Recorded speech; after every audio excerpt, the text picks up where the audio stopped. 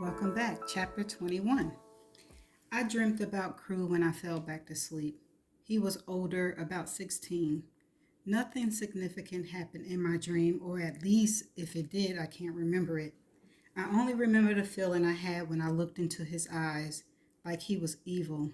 It was as if everything Verity had put him through and everything he seen was embedded into his soul, and he had carried that with him through childhood.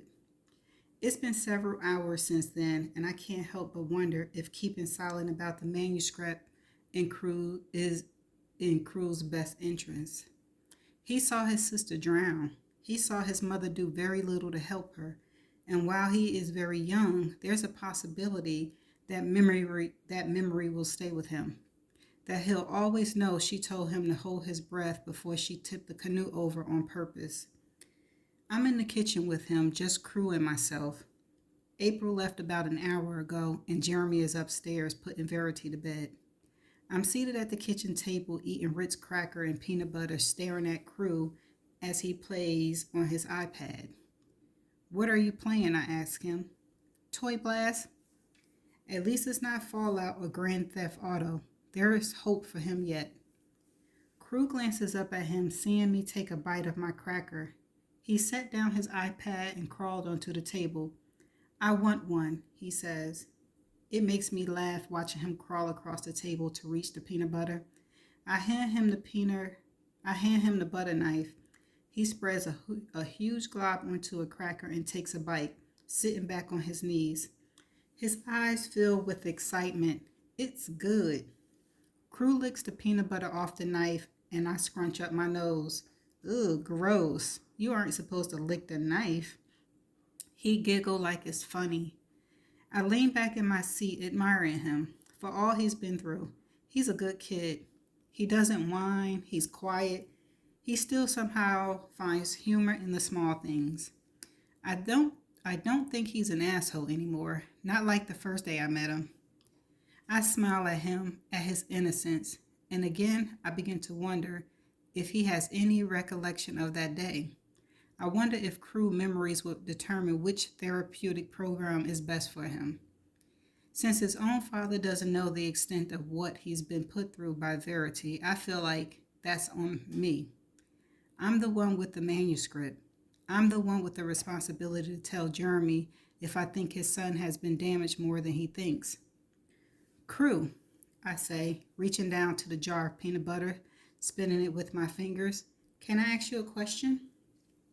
He gives me one exaggerated nod. Yup. I smile, wanting him to feel comfortable with my line of questioning. Did you used to have a canoe? He pauses in the middle of licking the butter knife again, then says, yes. I scan his face for clues that I should stop, but he's not giving me any. Did you ever play in it, out in the water? Yes. He licks the knife again, and I feel a little relief that he doesn't seem too disturbed by my conversation. Maybe he doesn't remember anything. He's only 5. His perception of reality as it happens is different from an adult's. Do you remember being in the canoe with your mother and Harper? Crew doesn't nod or say yes. He stares at me, and I can't tell if he's scared to answer the question or if he just doesn't remember.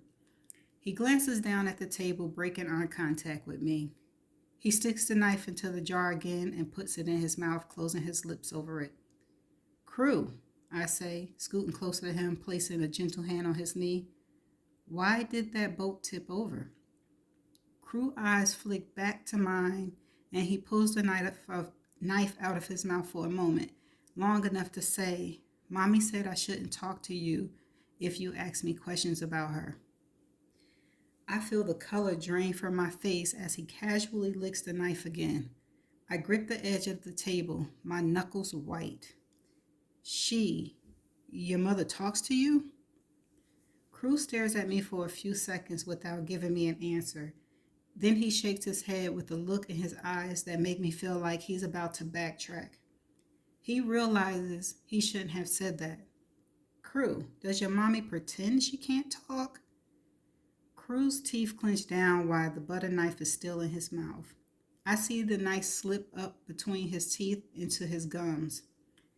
Ooh. Blood begins to slide down his front teeth onto his lips. I shove my chair back hard enough that it hits the floor as I grab the handle of the butter knife and pull it out of Crew's mouth. Jeremy! I cover Crew's mouth with my hand, looking around for a towel that might be within reach. There is nothing. Crew isn't crying, but his eyes are full of fear. Jeremy! I'm screaming now, partly because I need him to help me with Crew and partly because what just happened terrified me. Jeremy is here now in front of Crew, tilting his head back, looking inside his mouth. What happened? I can't even say it, I'm gasping for air. He bit the knife. He needs stitches, Jeremy scoops him up. Grab my keys, they're in the living room.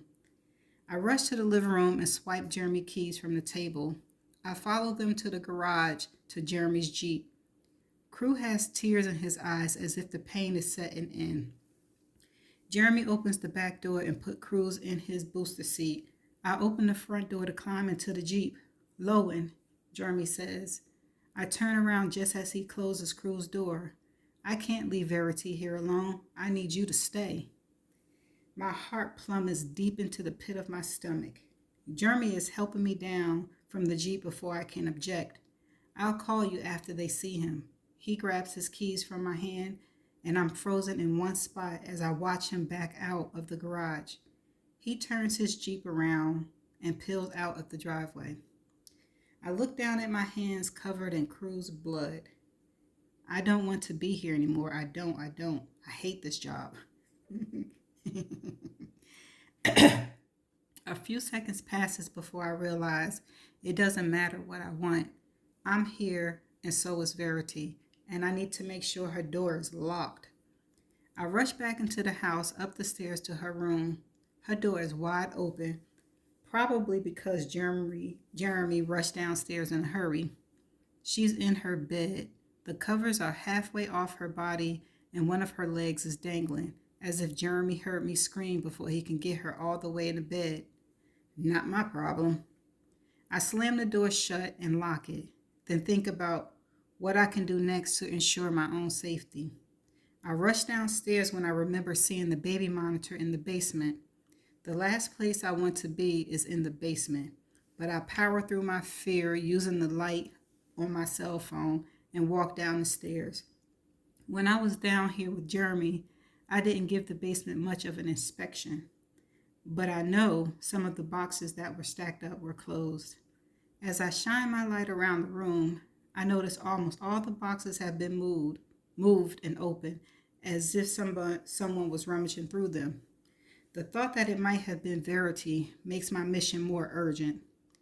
I don't want to be down here longer than I need to be. I head for the area where I saw the baby monitor sticking out of a box. It was right on top when I noticed it the first time, in one of the only unopened boxes. It's been moved. Right when I'm about to give up my search out of fear of being down here, I see the box on the floor a few feet away. I grab the monitor and the receiver and head back for the stairs, my heart heavy in my feet as I try and ascend the steps. Relief spreads through me when the door opens and I escape. I untangle the cords, then plug the dusty monitor into an outlet next to Verity's computer. I rush back upstairs, but before I reach the top, I stop. I turn around, I go to the kitchen and grab a knife. When I've reached Verity's room again, I clutch the knife in my hand and unlock her bedroom door. She hasn't moved. Her leg is still dangling off the bed. I keep my back to the wall as I move to her dresser and set the other half of the monitor on the dresser. I point it at her bed and plug it in. I walk back to the door and hesitate before exiting her room. I step forward, still clutching the knife, then lift her leg as fast as I can and drop it on the bed. I throw the covers over her, lift the bed rail, and then slam her door shut when I'm back out in the hallway. I lock it. Fuck this shit.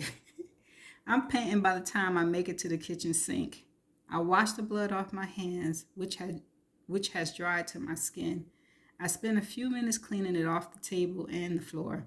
Then I go back to the office and sit down in front of the monitor. I make sure my cell phone camera is on video mode in case she moves. If she moves, I want Jeremy to see it. I wait. For an entire hour, I wait. I watch my phone for Jeremy's call. I watch the monitor for Verity lies. I'm too scared to leave the office or do anything other than wait. The tips of my fingers grow sore from constant tapping against the desk. When another half an hour goes by, I realize I've resorted to doubt in myself again. She would have moved by now, especially since she hasn't even opened her eyes. She didn't see me set up the monitor because her eyes was closed, so she wouldn't even know it was there, unless she opened them as I was running down the stairs. If that's the case, she saw the monitor and knows I'm watching her. I shake my head. This is driving me insane. There is one chapter left of her manuscript. I need to put this all to rest if I'm going to stay in this house for another week. I can't continue with the back and forth of thinking I'm in danger and thinking I'm crazy. I grab the last several pages and keep my chair pointed to the video monitor. I'll read as I keep an eye on her movements. So be it. Chapter 15. It's only been a few days since Harper died, but I feel my world has shifted more in those few days than in all my years on this earth. The police took my report twice.